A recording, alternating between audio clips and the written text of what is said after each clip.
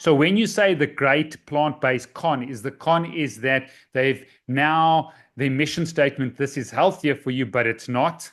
Okay. And so people have believed that it's healthier for their bodies. And the other con is that the vegan diet is healthier for the planet. So maybe you can speak into that space because people are like, oh my goodness, no, we're killing the earth, we're killing the animals, and that's going to be detrimental to the future health of the planet. So maybe speak into that space if that's what the con is as well.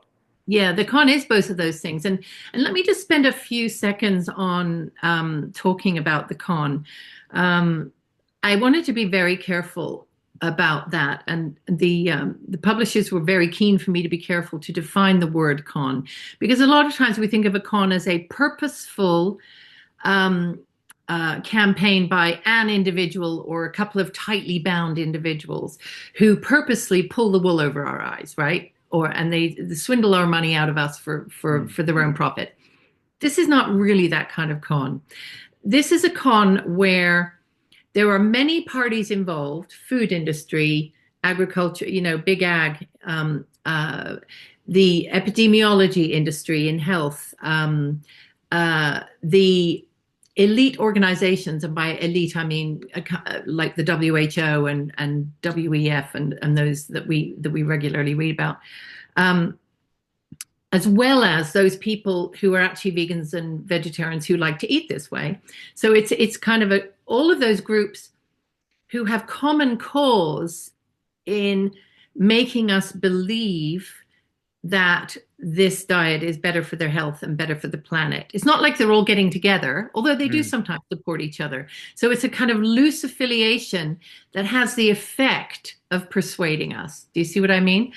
Now, on the environmental side of things, the con is so deep rooted. It's deep rooted on the health side as well, but it begins with the very numbers that we're talking about. That's partly where the con is. So, for instance, you might have heard of I'm sure you have heard of the documentary Cowspiracy, which came out in, I think it was 2015. And they used a word, and the number rather, 51%. And they said that livestock accounted for 51% of global emissions. Okay, and thus began this whole sort of narrative. Now that was later corrected by the FAO, and they brought it down to 18%, and then it was actually 14.5%. And the latest numbers out of the FAO, their Gleam report says it's 11%. Okay, this was last year. So you can see how different those numbers are. And it doesn't matter, though, because people have been persuaded and remain convinced of that bigger number. And in fact, I was talking to a group of young people last year, and I asked them what they thought the emissions number for livestock was. And they were giving me numbers north of 50%. Some of them even thought it was 75%. Sure. That's how persuasive this narrative has been. So if we look at the fact that there's that discrepancy between 50% and the real number from last year, which is 11% for global emissions, you then have to say, okay, well, is it that way all around the world?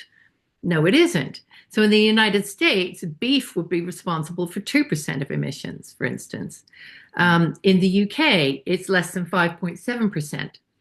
So you can see that in different countries, it's a different number, and therefore we probably should be having a different debate about the relative trade-off between sectors when we're talking about emissions. But there are other ways, that the numbers are misconstrued. And one of them is that the measurement metric that we're using to measure and equate all emissions is called GWP 100. And the story of GWP 100 is that it was picked arbitrarily when they were trying to decide between GWP 20 and GWP 100 and GWP 500. All of those numbers, for your audience, we don't want to get too technical in that, but they all imply a different level of warming effect. Okay. And if the number had arbitrarily been picked at GWP 500, we wouldn't even be having this conversation about livestock. Such is the tiny, tiny, infinitesimal impact that it's going to have on global warming. There is another metric which is being mooted now, which is called GWP star, which is put forward by some researchers, including Miles Allen at Oxford, which they believe it more fairly reflects the real climate impact of livestock. And if you were to use that, you would find that the emissions numbers would come down even more. So the impact would be much, much less than even people think it is today. The IPCC knows this.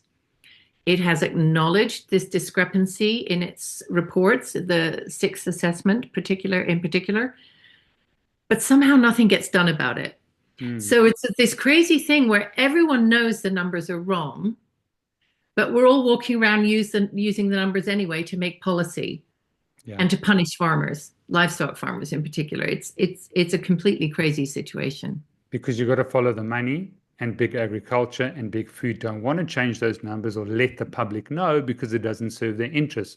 So what you're saying in summary is the emissions are far lower, all right, then they were touted at 50% in terms of global emissions, but the public doesn't know that. It hasn't been communicated effectively, and then it's setting policy where a young person, a university student or someone in the know says, oh, well, it's 50% at least. We've got to get rid of the meat industry and livestock because it's damaging the planet. Where fossil fuels and that, I think, are responsible, from what I know, at 80% or something like that. And 85, 85. That would be even a greater area to reduce those emissions than to sit at probably 10% or less. Yeah, it's very, very convenient for the other sectors to have the spotlight on livestock, that's for sure. The very, very sad thing about it, though, is it's not just an accounting game. It's not just either a punishment game. It will impact our ability to do real things to help the environment. So, if you're not pulling the right lever, you're not going to have an impact, are you? You can pretend you are on paper, but it's not actually going to have an impact. So that's the really dangerous thing. But I think there are other aspects of the con when it comes to livestock, though, which is we've been led to believe that it's wholly bad. We have not really been told the story of how livestock are necessary and beneficial to a mixed farming system in order to make crop-based agriculture actually work. Without animals, we need to use fertilizers, pesticides, all kinds of chemical inputs, which is what's depleting our soil. We get a constant depletion so that the carbon content of the soil is diminished over time. Topsoil is diminished.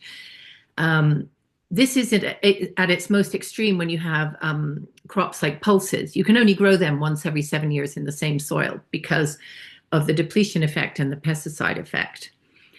So without animals on the land to put back the nutrients and to graze on, say, cover crops, which are grown in between the real crop, the food-based crops, you're having an immense amount of environmental harm there. And when you don't have good soil and you don't have input-free crop agriculture, what you end up is depleting biodiversity as well, because you don't have the right insects that feed the birds. You don't have the other small animals which are on the land. You don't have the worms, which also feed the birds and the insects. So it's a whole cycle, a natural cycle that we miss if we don't keep animals inside of it.